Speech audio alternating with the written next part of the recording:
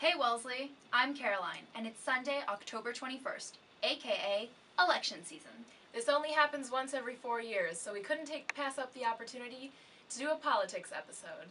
We're talking Hillary Clinton's Wellesley chop, Mitt Romney's indecisive positions in bed, and even an Obama joke. Be foolish, live from Wellesley, Massachusetts, you're watching Boobtube. What's on the Boobtube? What's on the Boobtube? What's on the Boobtube? What's on the Boobtube? Who can turn the world on with a smile? Who can take a nothing day and suddenly make it all seem worthwhile? Word on the street is Wellesley is a conversion school. Conversion to what? Oh, I remember. Would it have anything to do with the Wellesley chop? No, we're talking politics, remember? Jana Ryan, the wife of GOP vice presidential hopeful Paul Ryan, graduated from Wellesley College in 1991. A left-leaning Wendy at the time, she converted to gun-slinging conservative shortly after her marriage to Paul. Damn! The Wellesley College conversion. Wait, that actually happened to Hillary too. She was a conservative up until her Wellesley days. Or was it Vietnam that changed her? Anyway, by the time Bill entered the picture, she was a hippie-hugging, tree-banging Mary Jane. With a Wellesley chop to top it off. To please voters during the presidential debate, Romney switched positions for the full 90 minutes, stopping only occasionally to ask, "Does this feel good?" He is determined to keep things up. In the polls, that is. One must question, though, whether or not he has the stamina to bring the election home. For the first time in U.S. history, the president has dyed his hair in an attempt to reclaim the votes of young girls and elderly widows who no longer think he's hot. Girl, why would you diss Obama? I'm sorry, that was way out of line. Barack Obama is flawless. Speaking of flawless, Obama's campaigners have inherited his brilliant persuasion skills. Lulu Clark is at the Lulu Student Center, reporting on Wellesley for Obama. Lulu, what have you got for us? Well, Tara, seems like campaign fever to me. I'm here at Wellesley for Obama as they discuss and help students register to vote. I have a midterm. Let's take a closer look. I don't have time. Oh, you have time. Have you registered to vote in the Commonwealth of Massachusetts? I can't vote here. I'm from Canada. That's okay. It'll only take a second. Here's a pen. Sign right here. No, listen. If I could, I would. But really, I can't. I'm sorry. Don't tell me you're one of those people who abstains from the democratic process. A little apathetic, are we? Shirking our civic duties, are we? You know, it is your duty as a member of this great nation to... Oh, honey. Have you never voted before? Is this your first time? Are you nervous? We can talk about it live. I'm not eligible. Park here for Boobtube. Do you mind if I get a statement? I have to go. A statement. You cannot vote for Mitt Romney. He has minders full of women. I have a copy right here. It's Mitt Romney's tax policy.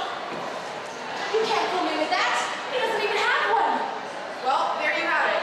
Democracy at its finest. Here on Boobtube.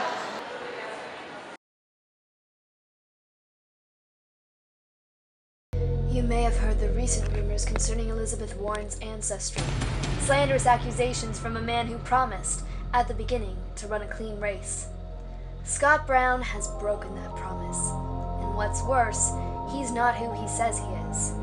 Not only is Scott Brown the poster child for tax evasion, but he's known to take people's clothes out of the washer before they're ready, just so he can put his in. Earlier this week, Elizabeth Warren accused Scott Brown of promoting tax evasion, another misguided scare tactic from our liberal friend, looking to win your vote with lies. This election, vote Scott Brown. He doesn't play his music obnoxiously loud after quiet hours. Scott Brown cannot be trusted. He puts his purchases on your Hoop and L table tabs without telling you. Elizabeth Warren would know nothing about community or community spaces, since she leaves her hair in the shower. At least Elizabeth Warren showers. Scott Brown doesn't even... Axe body spray works for Scott Brown. Scott Brown always forgets to take his dog on the Elizabeth Warren doesn't even like dogs. Who doesn't like Scott Brown is dogs? horrible. She doesn't even use deodorant. We have breaking news. It has just been confirmed that Leslie Walker, an MIT student, has won the recent Wellesley College class of 2016 presidential election. We actually have Leslie with us here tonight in the studio. Oh, hey. Yeah, thanks for having me. Hey, ladies. Oh, you're a man. I could be anything you want me to be. Yes, well, okay. Considering that you are a man, how exactly did you manage to get elected? She doesn't even go here! I was hitting this Wellesley chick, and I saw all the presidential candidates chalking up the sidewalks. And I thought, here's a good prank. So for my summer Europe, I developed this semi-permanent chalk that lasts as long as I do. 40 days and 40 nights. Although currently untested. But Leslie, didn't anyone question it? Nah, bro. Okay, well, there you have it. Leslie Walker, proving again that the best chalker always wins. So, after this, we're gonna, grab some coffee, World of Moving Warcrafts. Thank you.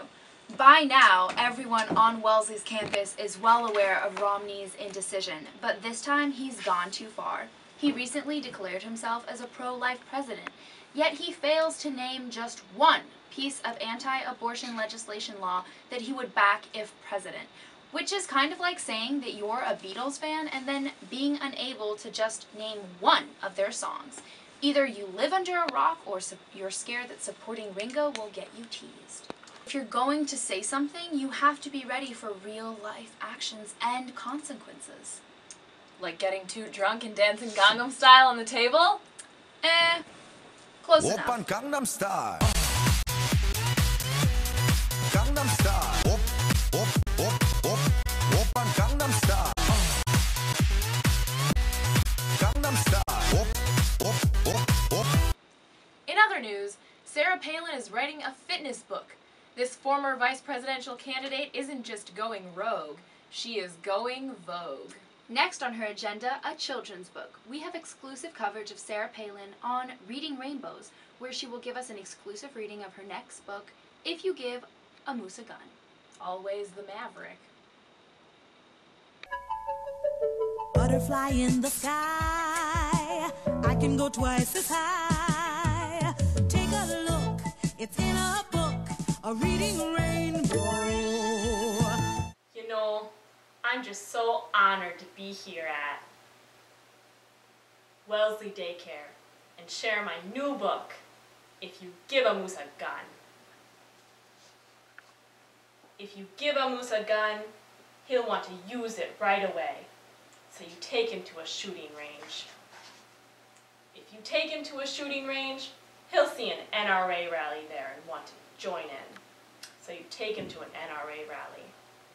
If you take him to an NRA rally, he'll get inspired and tell you how he needs easier access to AK-47s. So you tell him, no, that's dangerous.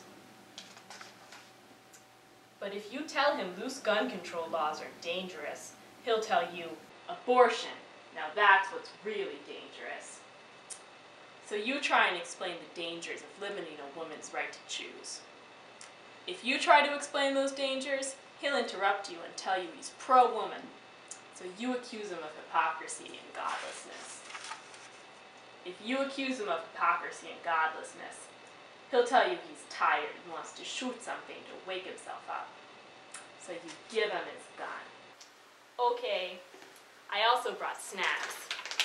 Who wants some moose jerky? A reading rainbow. That concludes tonight's show on Boobtube. Stay tuned with us next week on our YouTube channel. Thanks for watching Boobtube. God save the president! God save the president. Hey you! Vote for Obama! I'm Mitt Romney's niece.